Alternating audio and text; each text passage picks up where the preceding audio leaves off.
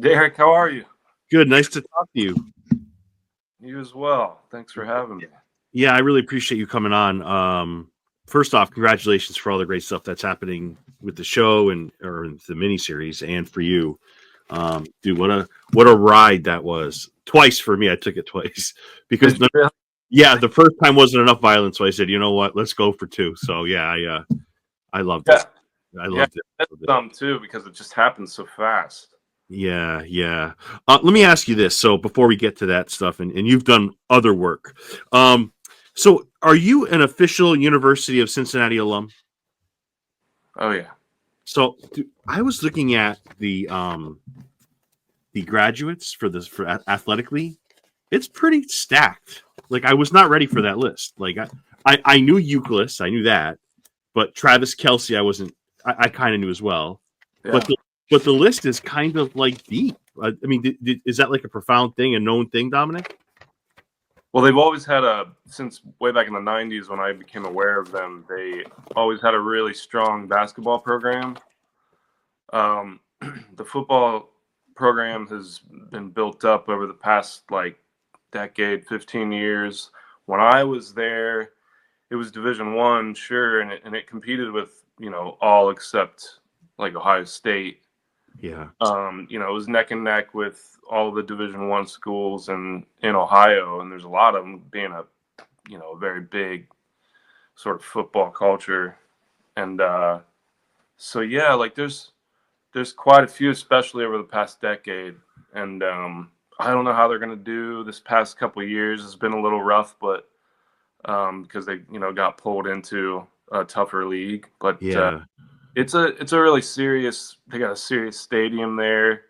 I played for a couple of weeks when I got into college, and I was like, yeah, I'm not ready to be a full-time 5-a-day athlete. I think I'm over it. I think I want to move on and read a book, So I stepped away from it, but it's a serious program there. So they got a lot of great alumni. What was your sport, Dominic? I played football. Yeah. While I was there, just for a little bit, but yeah. Yeah, football's hard, especially and I have to finish this list because Oscar Robertson, this is insane. Sandy Koufax, Kenyon Martin, Nick Van Exel, Urban Meyer. I don't know, man. Not too shabby of a school. Yeah, well, I mean, I don't know. I guess I'm kind of a proud Ohioan. I would say that if I'm from anywhere else, but at the same time, it's they call it the Heartland. It's got all kinds of. It's pretty diverse as far as how you can live. I grew up.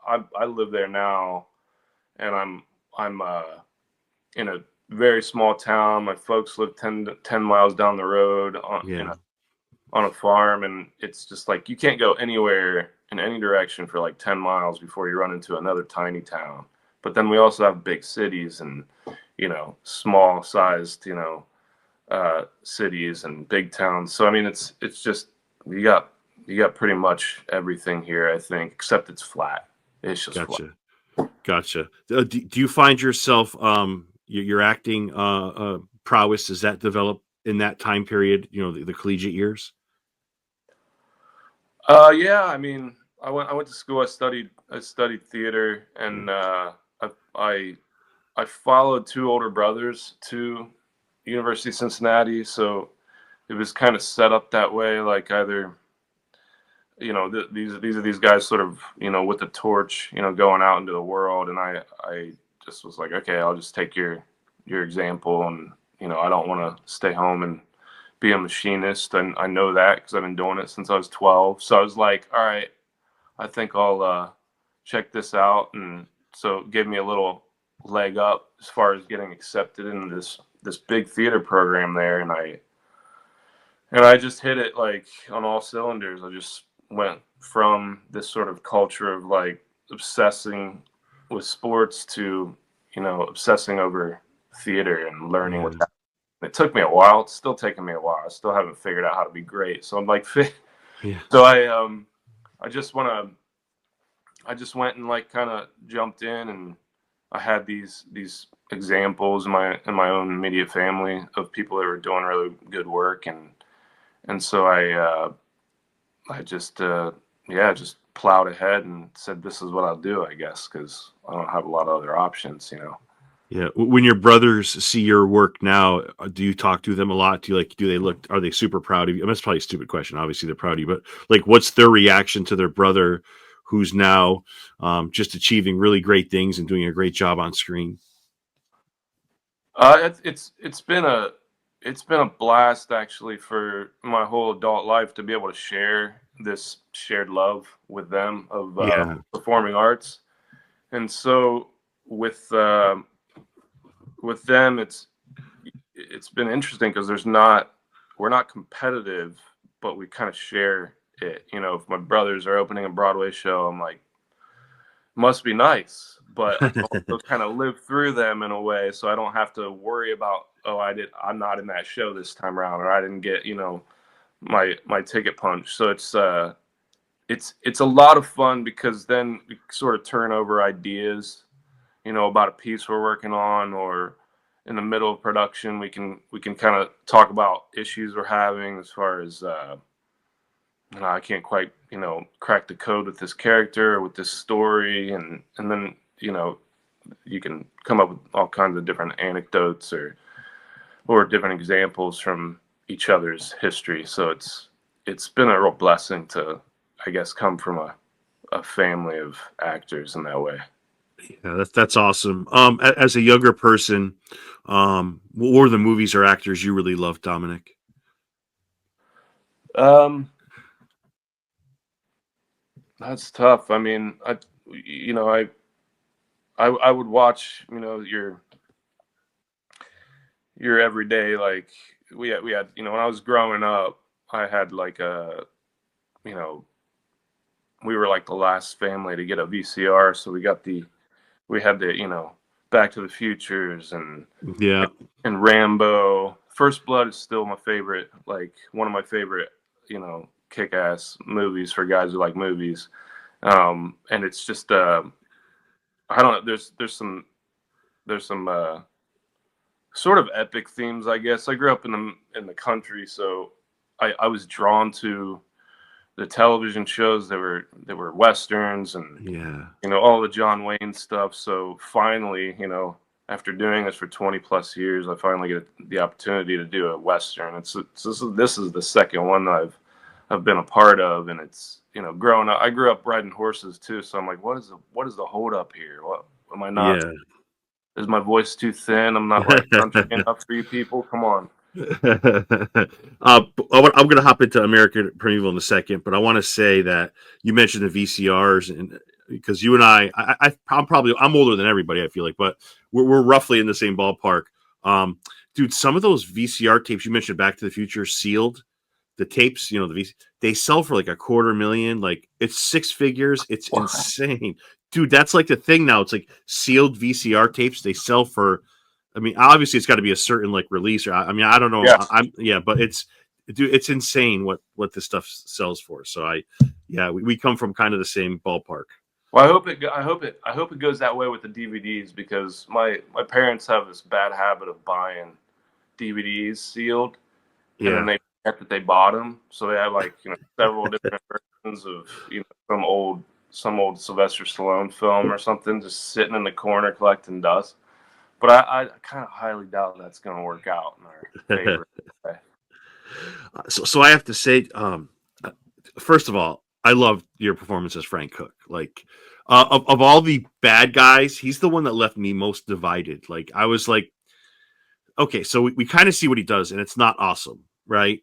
But like, well, I'm going to work my way there. First, let me know, what do you think? What kind of person is Frank Cook? What kind of person is he? Well, Not necessarily, Dominic, what we see, because like that's, yeah. but like if you had to fill in those blanks, right, the stuff we don't see, what's Frank like? Well, you know, when we do the prequel, we'll be able to fully explore that, right? Yeah, Uh, but my approach to it was, it was I don't know. I guess it was fleshed out with research I did about the Mormons and how they got to the West. And they had a long trek, and so I was just filling in the blanks as far as, what could sort of elevate this moment that we're watching. And we may not get to explore a lot of what this particular sect had gone through. And there were some things that got dropped based on the edit and such, but there's a couple of things where there's a very religious faith, strong faith element to Cook and the other Mormons, even though they're doing these awful things and perpetrating these terrible crimes. They are on a journey of survival because they have lost so much over the past, I'd say, generation. Could go back a couple generations, but for Frank, I think it's I would go back into the history books, and these are things that did happen. Whether it was being just pushed out of via lynchings and different massacres, pushed from New York to Pennsylvania to Ohio to Illinois to Indiana, Trail of Tears in Nebraska, down Missouri. There was such a storied history with the Mormons, which I didn't really know much of before this. I didn't know much about the Mormon Wars and in the West either. So it was just, what is this all about? What are these folks running from, or what are they trying? Why are they trying to build this thing here as opposed to somewhere in an easier land? It's because they were very different, and they were very insular, but they were also trying to find a place where they could put up walls and just to protect themselves. And it wasn't until they got into this, the wildest part of the West, were they able to finally fortify. And it's hard to be proud of it, obviously, like from their perspective, but at the same time. So I think that Frank is interesting, and I got this from a lot of people. As soon as I showed up on set and I was meeting different people and castmates especially, and we were just turning over what we loved about the script and the story that we were going to tell. They loved this character because written in within a lot of the dialogue and a lot of the just the stage directions was this moral compass that's sort of spinning around in his head that you get to kind of explore a little bit. And we don't get a lot of that with these characters from the Nauvoo Mormon militia. So I felt so blessed to be able to play this particular character for that reason, and it gave me a lot to chew on, as opposed to and it moved like the filming, I guess the approach on the day was, we got to move, we got to go, let's just get those lines out, and it just had to be there. So, and it was there, the strength of Mark Smith's script. It was there, and it was present. We don't make a huge meal out of a lot of things, but it's still, those little itty bitty pieces still are hugely important when it comes to my interactions, I think, with Jacob, Dane Dane DeHaan, and my character. So I don't know. It's a lot of things I'd love to explore. I mean, it may have to be something outside of American Primeval, but I'd love to go back into American history and see, like, why are these cultures, clashing, and what was it like in, a couple decades or a decade previous to this, and because it's just so rife with all kinds of passion and violence and survival. And so I was just eating it up, loving living in this place and time. Yeah, that's a great answer, and it makes you wonder, like, are the Mormons on the, like you mentioned, the defensive, like, but sometimes it seemed that they were on the offensive too, right? So it's like you can't just sit back. So it just kind of presents a unique way of looking at history, right? Because history is written by many people, and I love the way the show doesn't waste any time getting into the Mountain Meadows Massacre. They go right into it. Like, there's no like, hey, it's an episode 5. You are right in, you're strapped in, and you kind of see the brutal reality of different cultures, different people. I guess fighting for land is a good word, or it's just it's brutal. You see the brutality. You see I would imagine the Civil War was a lot like this. Just the maybe not humanity's shining moment, right? You see these moments, and I think American Primeval really shows us that very quickly, to waste no time, and I think that works to the show's benefit. What do you think, Dominic? Yeah, and I actually love that about Pete's work too, Yeah, because there's something he's super curious, so he's going to take care of the characters in his stories, but there's he's real tapped into the sort of sport of a story, as which in this case is the violence, I think, and people moving, others in different directions or enacting like what it is they want. He's so good at kind of tackling a really heavy, you know, things like that.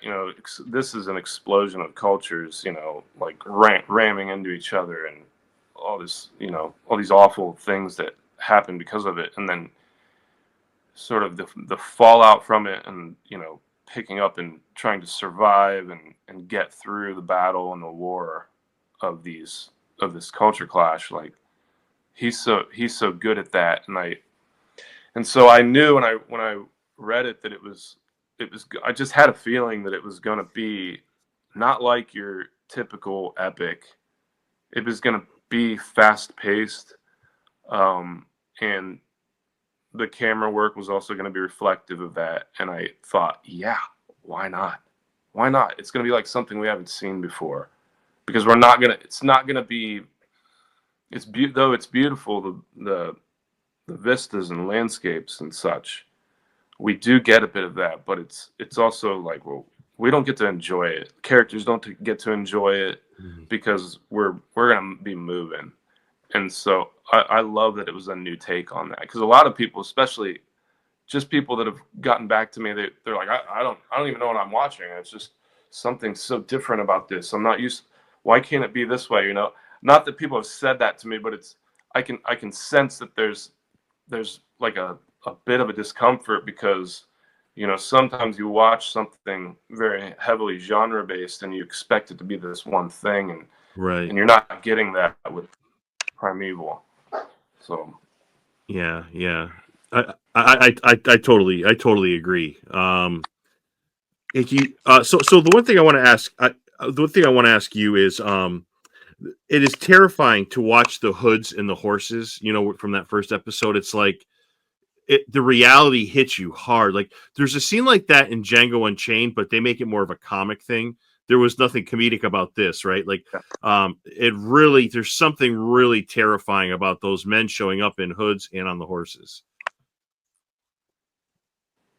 yes, I think it's really effective when Lou puts on the he puts the hood on. He's like, "Now how does this look?" And he just tilts his head a little bit, like wow, am I watching strangers? Like this, it just works so well, and it is really creepy. I mean, there's something about when we were out there, you know, in the middle of nowhere, a distance from town, on reservations, mostly shooting, and it's just the terrain's not made for people to walk on. It's just not, and there's fires going. They've got they're building practical sets. Um, it was harsh. Like it was really difficult, especially for the crew, to keep things going. I never shot anything indoors. I was there for 6-7 months. And then Wow. a break, and then came back, and I was never indoors. I was always out in the elements. Whether it was nighttime or daytime, and there's something about this sort of the grit of it that uh, you know, most of the tough riding is done by stunt riders and such, but every once in a while you're just calling a shot and you just start, and your horses are going to take off on you, Right. or one horse is going and the other horse is sort of taking off of that one, and so it was still, there was definitely danger, but then there's badger holes and sinkholes all over the place. You don't know where they're at. The stunt folks did the best they could to be like marking these things here and there. But I mean, it's a place where you're dealing with the elements, and the elements they're unforgiving out there. You get a squall, like a snow storm, and then 2 hours later it's like the nicest spring, Santa Fe spring you ever saw. So I mean, it was as far as that kind of that violence and that kind of feel like, oh, we're out here. If something goes down like that, nobody's gonna know. Nobody's around. So it was there was something to it that you kind of you're sort of feeling like it's edgy on a regular basis, and I love that. It's not real comfortable sometimes, but I love that that's an element that is sustained through the end product. Yeah, living it off and on camera adds to the authenticity of it too, Dominic, I feel like. Oh yeah, for sure. Yeah. So let me ask. So let me ask you this: Cook does anything that Wolseley and Wild Bill Hickman tell him to do. Do you think there's ever a time Cook would ever rebel against those two, assuming things didn't unfold the way they did? Because I feel like they almost, I don't want to say they have him under their control, but he's kind of there. He kind of respects them enough to do whatever they tell him. Do you think if the story had played out, do you think there's ever a rebellious thing? How do you view the rapport with those three people, yourself and the two I just mentioned? That's a tough call, because I think that Cook has opportunities to say no and he doesn't. Right. It's almost like we've gone. It starts at the top, like we've gone so far. But I think in the beginning, when we perpetrate the Mountain Meadows massacre, there are reasons, why we're doing it, and you don't know right away what it is. Yeah, like, don't let these folks. You guys can't stay here. There's a martial law going on. What led up to martial law? It's all these battles fought and won and lost, and our history, to the east, and what we've gone through as far as our being persecuted. So there's the reasons behind why we continue to do what we do are the reasons of survival. And so I think as far as maybe it's definitely eating away at me to continue to exact violence on innocents. And believe it or not, there are things that were taken out of the final product that would go even further. I mean, much further. Like we spent a good week of shooting another massacre scene that didn't make it into the final cut. And I don't know if it just felt like a overkill, but it was one of those deals where Wolsey says to me, well, we can't allow them to raise a hand to our soldiers and not answer. And it's, he's coming from what had happened to us in Missouri. In fact, that was one of the lines, and I was like, I don't know about this. Is it approved? And he's like, it doesn't matter if it's approved. It's approved by, virtue of our past, persecution. And so it just, there were other moments like that didn't make it, maybe that what their instincts are great to ask that question. We are supporting, different stories throughout this, and being more acutely, focused on particular characters. But yeah, there's a lot of space for that and kind of saying like, well, wait a minute, is he really going to go all the way with Woolsey? It's going to get him killed. It's going to get us all, killed. It's going to get us damned for what we're doing. I mean, is this really worth it? Is this really what God wants us to be doing for us? Is it by any means necessary? So there's a lot of those questions. I think the most interesting characters are the ones that are, they're having that struggle. Is this the right thing to do, or is this going too far? And so we try to bring that in as much as possible, and with what they had sort of decided upon at the end there. So yeah, I'd love to explore it more. Unfortunately, the character doesn't make it that far. I think just watching it myself, I think like what's happening, like even if I tried to get away from, take Jacob and myself, take Pratt and myself away from the bounty hunter, get off the trail, try to find our way back to, getting his wife and Sarah and her son eliminated. Like, I think just by virtue of me leaving Cutter and his bounty hunter friends, that we'd get off that trail, and I couldn't go back to Woolsey. Like, he would say, well, you failed your mission. Don't fail. You failed. So, I mean, it's interesting that at the end he panics enough, or he's making a decision saying, we have to get out because this is going to end in a bad way. Like, we have to at least get away from these people for now because it's going bad. And then as soon as I'm ready to tell Jacob, like, I do in my own way, tell him that it's, I'm sorry, we're not going to find her with these people. And it's the first time anybody's been honest with this guy. Yeah. He's not hearing it. He's like, you're a part of this. And so I'm on ahead with a rock. Yeah. So, yeah. Yeah, it's funny because we know, well, not funny, but we see, the women that are tied to the wagon, and then we see you take that watch, which is the ultimate demise of your character.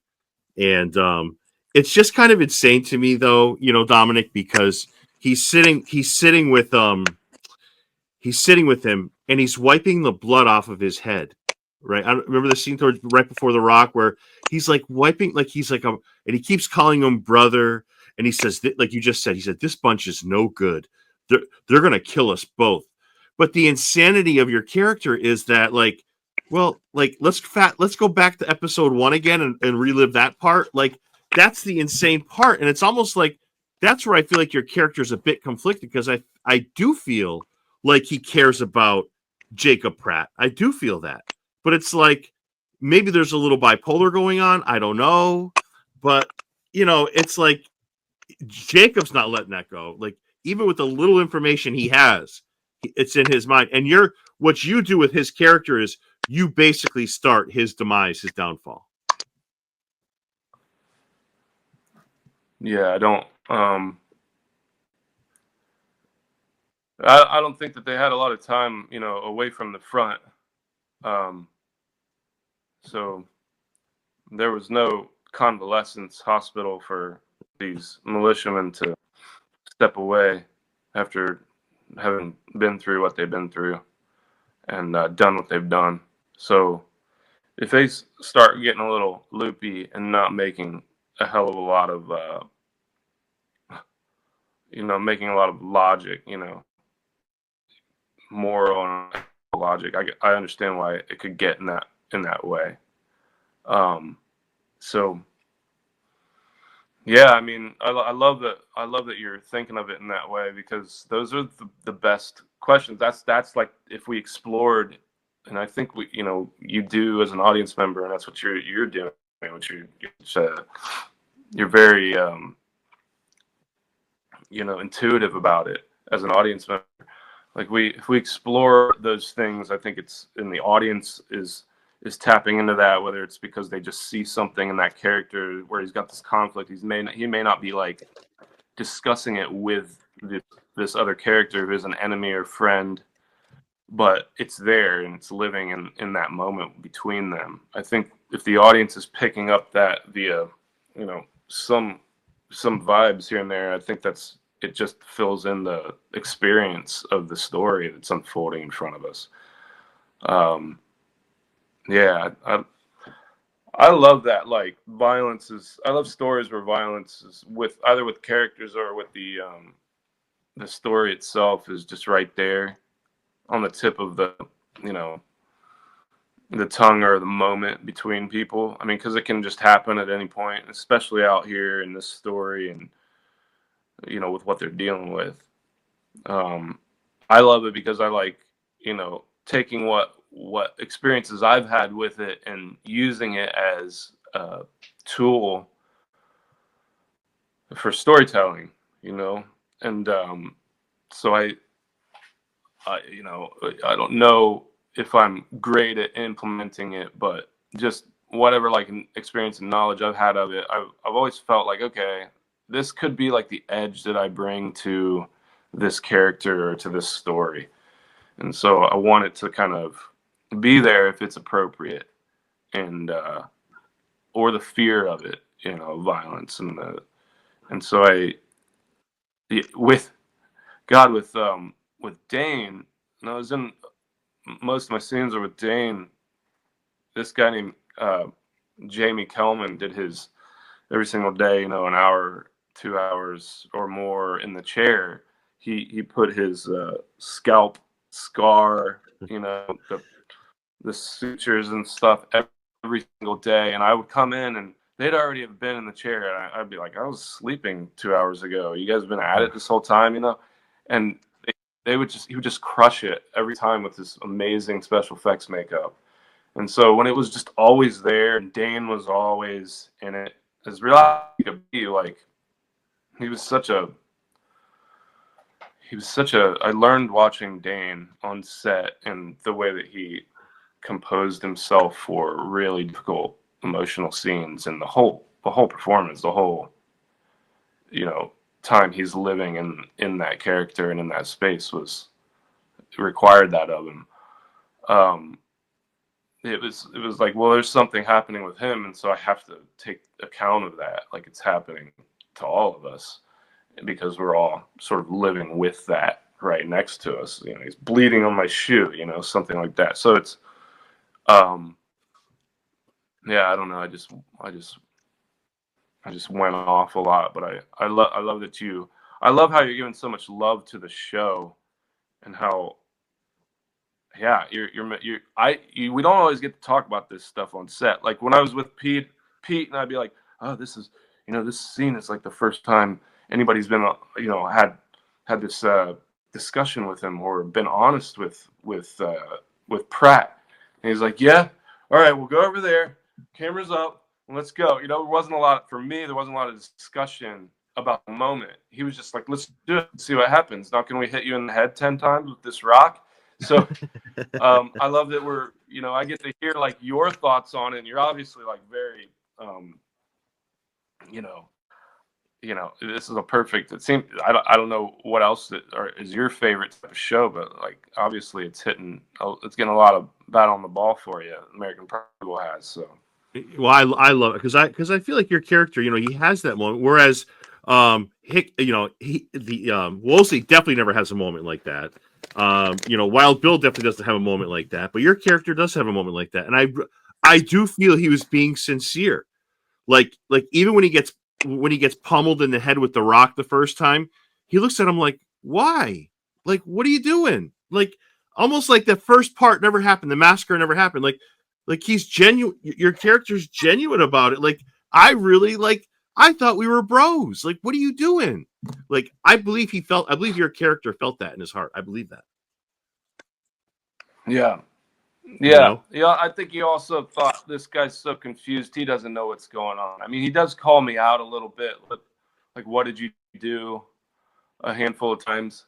So but he doesn't, even when he's on it, he doesn't like full on just say, hey, you did this thing. He doesn't give me a chance to he doesn't want to hear me say anything. He just, once he figures it out, he's like, well, this is what needs to be done, or this is where I'm at, and I'm at this place where I will do whatever it is that has to be done to I don't think he's so much after revenge. He's after his wife.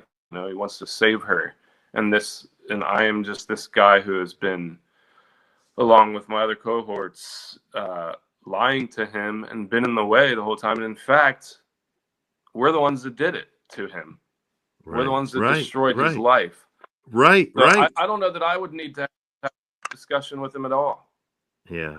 You know, let's say it's the same thing.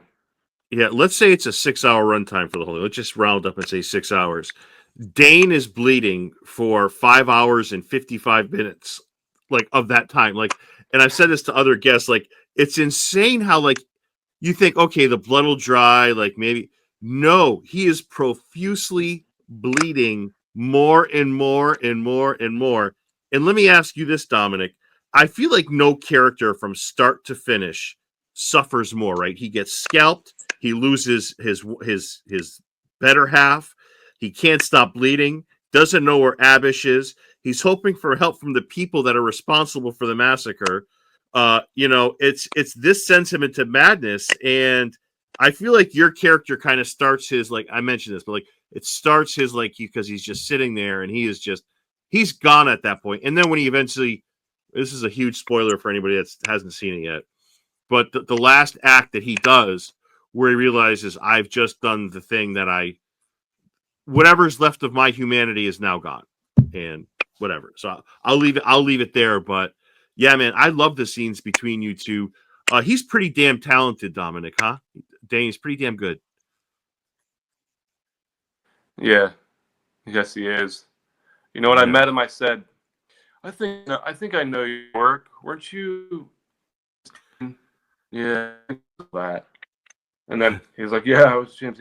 And I just kept bringing up different things because I've loved him ever since Place Beyond the Pines. His characters are so vulnerable, and he's so strong with that. I mean, he's a few years younger than me, so it's interesting to meet someone a very mature sense of themselves, and he brings the goods every time. And I just love being on set, especially when we're doing something that's so visceral and just emotionally heavy, and seeing like an ease. And he's got this really amazing ease in his work.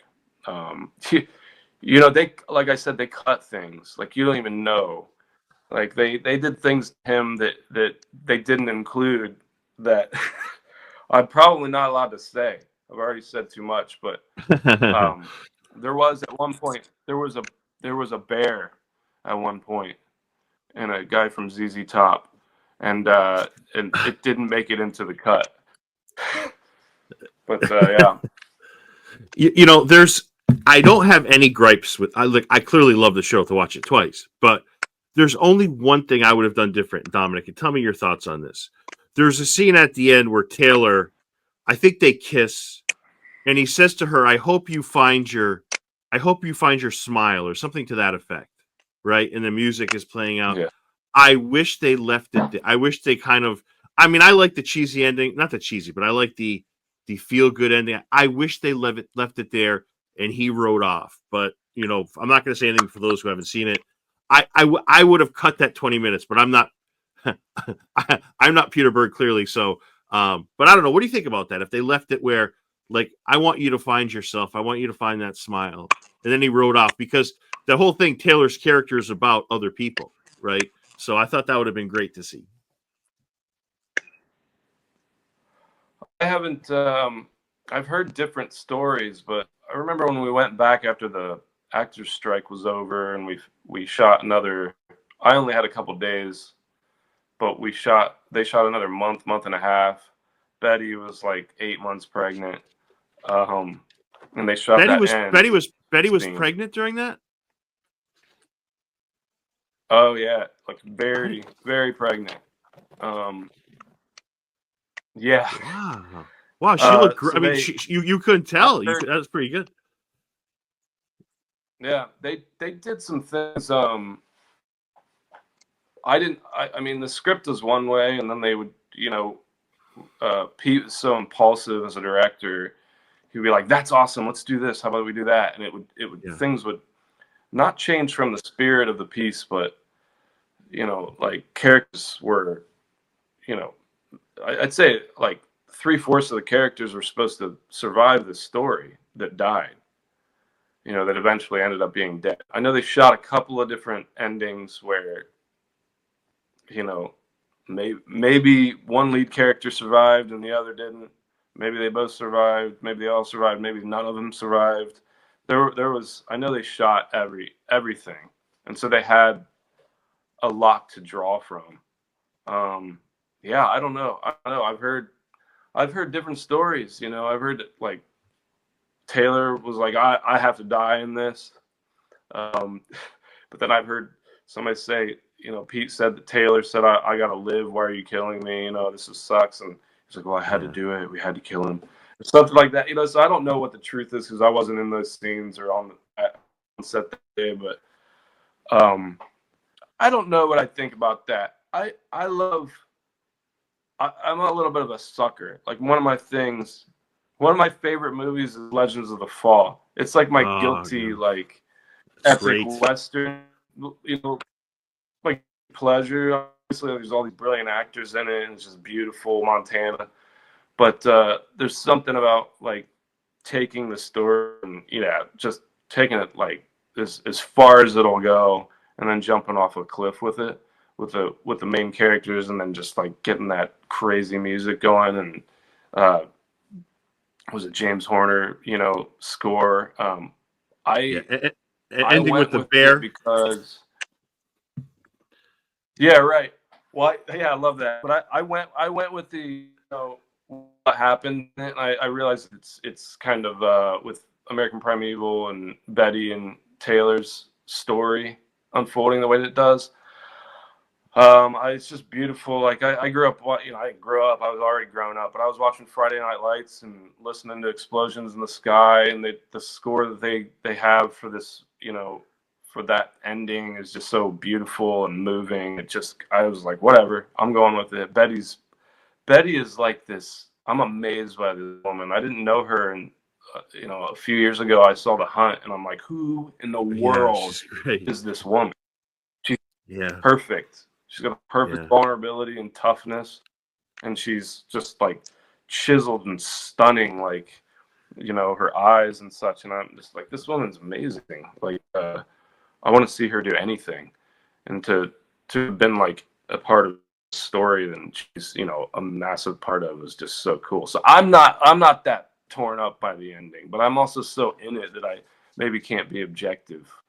No, I get it. And I thought her shining moment in this, there's many of them, but she was so good with the French cannibals. I thought she was so good with that. Like, and kudos to Pete for having that. But I just, like, I can't remember whether Taylor says, I want you to find your laugh or your smile. And maybe it's smile, because it's very much, I don't know if you've seen Pete's The Kingdom, which is a great movie with, was it Jamie Foxx and so good. And the way it ends, I was getting that feeling, like it reminded me of The Kingdom ending. You got the great music, and I hope you find that smile. And I was just hoping, all right, let's fade off into the sunset. And I'm like, oh no. And then, damn it. But you know what? I'm still happy because it's still a wonderful. And we do that with every movie and show, right? Like, you're like, if maybe that works this way, that works. But you know what? It's like sports. Like, we still love it no matter what. And I did love it, and I do love it. So, what's around the corner for you, Dominic? Any future project? You were great in Fear, by the way.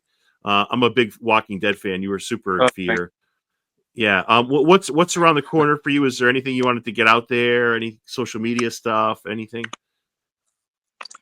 Oh, I don't do a lot of social media. I guess I plug something every time, you know, to my 100 friends and family that, you know, I'm tied to on those platforms. But I did this really interesting, almost silent film last year.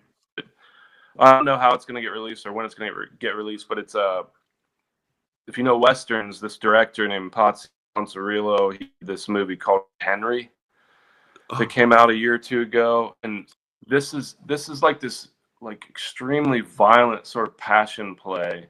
It's called Motor City, and it's set in 1970s Detroit. And it's got this really great cast, small ensemble, and it's like a silent film. It's almost no dialogue, and it's got Shailene Woodley and Alan Richardson is in it. He's the main character along with Pablo. Pablo, what's his last name? Schreiber and Yeah.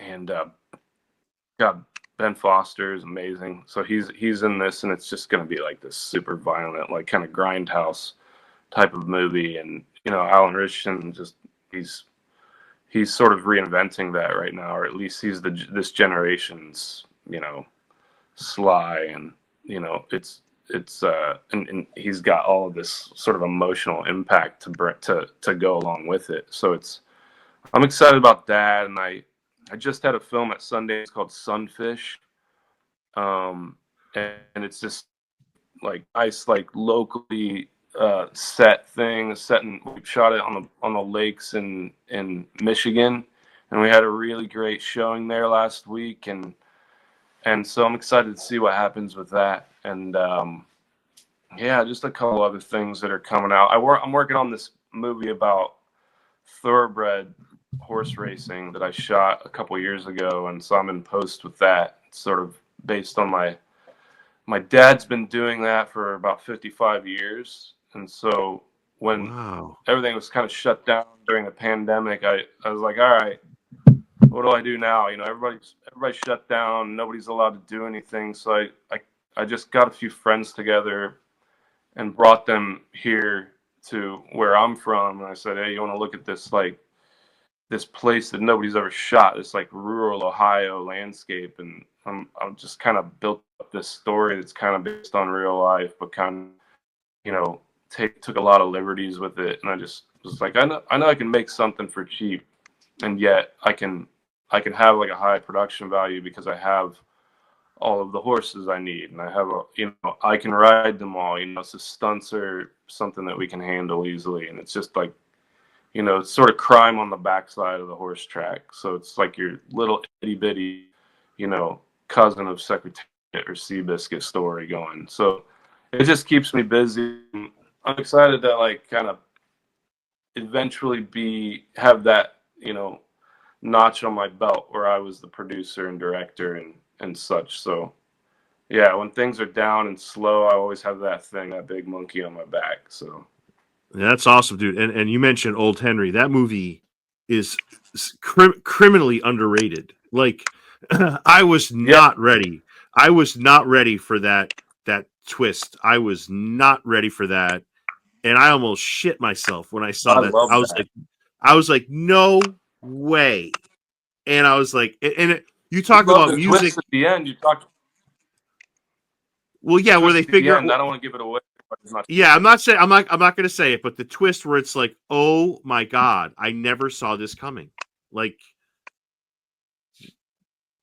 just a great. I did a film a few years ago with Tim Blake Nelson called Just Mercy, and the guy he's a genius character actor. Yeah.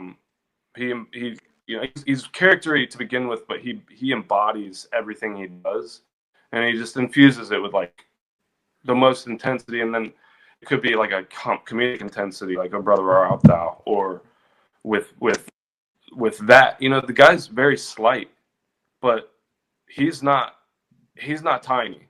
Like he is a full-fledged badass in that movie, Old Henry. Yeah. And yeah, he's a legend, that guy. That's a great modern Western. Yes. They crushed it in that one. That's one of those movies you recommend, Dominic, to somebody they haven't heard of it, but once they see it, they're like, "Thank you!" Like that was amazing. Like I don't know how that movie didn't receive more buzz because it was so good, But yeah, man, thank you for this. Yeah, it's also a great turn. It's a great turn for Stephen Dorff too. Oh, he's another guy that's underrated. Yeah, really great villain. Yeah, he's so underrated. He's just a guy that shows up and does his thing. Like he's terrific, Stephen Dorff. Like I don't know. I feel like some of these actors get lost in the shuffle sometimes, Dominic. Yeah, well, he's done pretty dang good. Yeah. So I remember one of the first features I did. I got a this little feature in South by Southwest, and one of the reviews said it's like it's like Bogart went to a Stephen Dorff School of Acting, and I think he meant it as a rap performance a little bit. I was like, fuck, take it. That guy's good. Yeah, yeah, that's right. I'll take it. I'll take it where it comes. Thank you so much for giving me this time, Dominic. I really appreciate it. I'm super psyched to see what your career has unfolds with, because you've done some great work. It sounds like you have some great projects coming up, and I'm a fan. And you were just terrific in American Primeval. I really appreciate this time. Derek, thank you so much. I really appreciate your love for the movie, and reaching out to us to kind of keep it moving and keeping people aware of it who aren't haven't pulled the trigger on getting in there and signing up for 6 hours of crazy entertainment. So yeah, thank you so much. It's been a pleasure.